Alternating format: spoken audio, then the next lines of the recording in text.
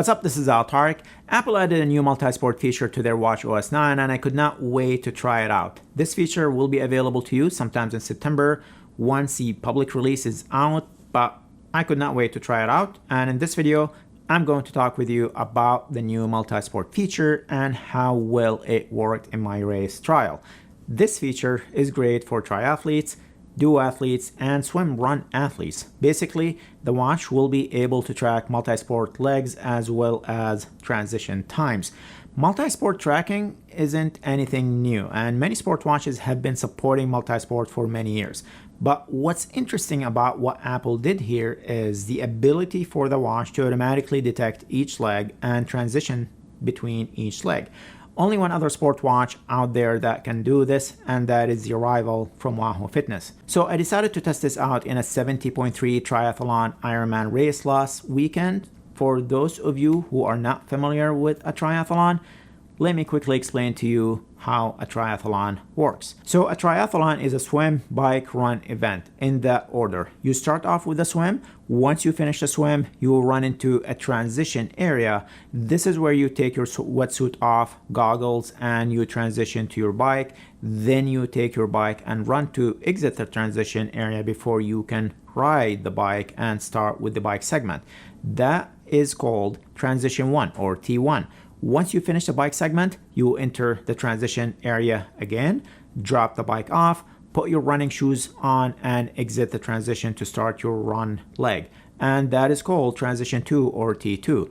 And you finish the event with the run. So when you look at triathlon results, you will see the total time broken down into swim time, T1 time, bike time, T2 time, and run time.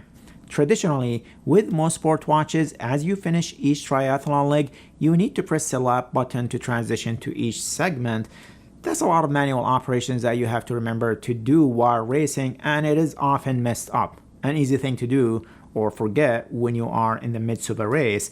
I have personally messed it up almost every race I have done in the past, along with the couple of times I forgot to take my swim skin off, or heading out of the transition to run with my helmet on.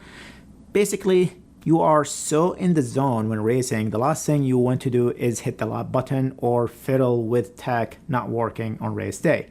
And in a typical Apple fashion, Apple said, don't worry about it. We'll take care of all that for you. We'll add a new multi-sport feature to the Apple Watch, and you know what? We'll do all that transition stuff for you automatically. So all you need to do is start the multi-sport activity and we'll do all the mental work for you behind the scene so you can just concentrate on your race and not worry about all this tech stuff. Keep in mind, WatchOS 9 is still in beta, so some of this might slightly change once it is released to the public. And if you want to stay on top of things like this, make sure to subscribe to the channel. And speaking of pressing buttons and all that jazz, there is a like button down below. If you take a quick second to hit that like button, it helps the video and the channel quite a bit, and I really appreciate it. So this past week, I did an Ironman Triathlon 70.3 event, and I used my Apple Watch 6 with WatchOS 9 beta installed to see how all of this works. Nothing like deciding to do an Ironman to test tech stuff like this.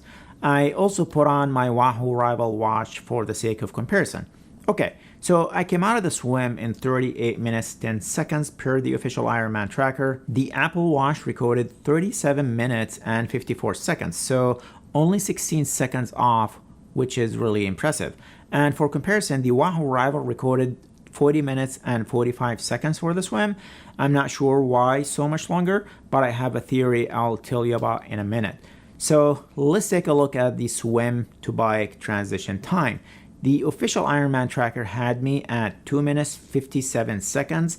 The Apple Watch had me at 3 minutes 14 seconds, so about 17 seconds off the official tracker, which is really good. And I believe the reason for the 17-second difference is probably because you have to run with your bike until you exit the transition and cross over the timing mat. So the official tracker will end your transition one time a few seconds before you actually start riding your bike. The Apple Watch doesn't know where that timing mat is, and it will just assume you are still in transition until you actually start riding the bike. The Wahoo rival transition one time was only 33 seconds, which seemed to be the time I grabbed my bike and started running with my bike to exit the transition. So From the time I finished a swim, ran through transition, and found my bike was all included in the swim rather than the transition time. The arrival works with Wahoo's bike computer, so I'm guessing in the algorithm the watch waits to pair to the bike computer to end the swim time and start the transition time.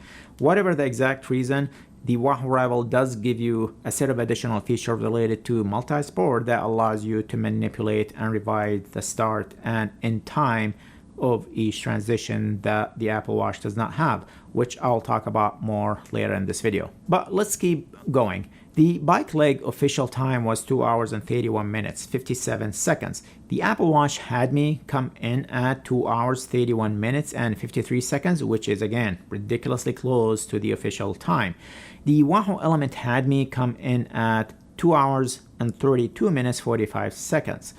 On the second transition from bike to run, the Ironman official tracker had me at 2 minutes 47 seconds, and the Apple Watch had me there for only 8 seconds, which is humanly impossible. I would think this would have been easy for the Apple Watch to detect, but looking at the GPS tracking, it looks like the Apple Watch started my run as soon as I got off the bike and started running towards my spot in the transition area to change into my running gear, rather than figuring out that I need to run to drop my bike off, take my helmet off, put my running shoes on, etc. However, the Wahoo Arrival did this a little bit better and had me there for 1 minute and 24 seconds. Then I was off to the run, and when I crossed the finish line, I simply ended the run on the Apple Watch like I always do, and that ends the multi-sport activity. I also found the GPS accuracy tracking itself to be pretty good throughout, particularly in the open water swim. The watch will save the whole event under one multi-sport activity, and you can open that activity in the fitness app and view all the details about each leg except for the transitions. The transitions will show the time only, but you cannot view the GPS tracking or any other details. Also, you cannot modify or make any adjustments to any of these times. So if you want to make any adjustments to transition to match the official time, there is no way to do that I know of. It will upload your race to Strava or Training Peak as one activity rather than 3 different events, so you won't be able to view and analyze your swim on its own, bike ride, or run like you can in the Apple Fitness app. I guess this is maybe a Strava limitation, as I don't think they support having multiple events grouped under one main multi-sport event. The way other sport watches handle multi-sport uploads is by uploading each activity separately. So this brings me back to the Wahoo Arrival Watch. One of the cool things about the Wahoo Arrival Watch is once you finish, you can go into the Wahoo Element app and you have the ability to go into each activity and adjust where each leg starts and ends to match the official times before uploading and sharing them to Strava, your social media, Training Peaks, or any other training platform. Also, if you happen to own a Wahoo bike computer, you can use the multi-sport feature available on the Element bike computer to view additional bike-specific metrics like power data, TSS, etc. And the Wahoo Arrival Watch will also transmit your heart rate data from your wrist to your bike computer, so you can see your heart rate there on your bike screen. So a lot of other multi-sport specific features you won't have with the Apple Watch, which I would honestly expect in this comparison, as multi-sport tracking is the main feature of the Wahoo Arrival Watch. With that said, I was actually very impressed with the seamless and accuracy of the Apple Watch in detecting each leg and transition times. Other than the bike to run transition, it was almost spot on. And as far as the battery is concerned, it had 25% left when I finished, and that's for a little over 5 hours of GPS activity. Great if you're doing a sprint triathlon to half Ironman, but definitely not enough battery for anything longer than 6 or 7 hours. And for reference, my watch has 91% maximum battery capacity. Like I said earlier, WatchOS 9 is still in beta, and things might change a little bit here, but it's great to see Apple putting more effort and tech into multi-sport and fitness, and I am looking forward to seeing if there will be an Apple Watch Pro this fall, as we have been hearing, and I'll definitely be getting my hands on that one, so make sure to subscribe to the channel and my social media so you are also in the know.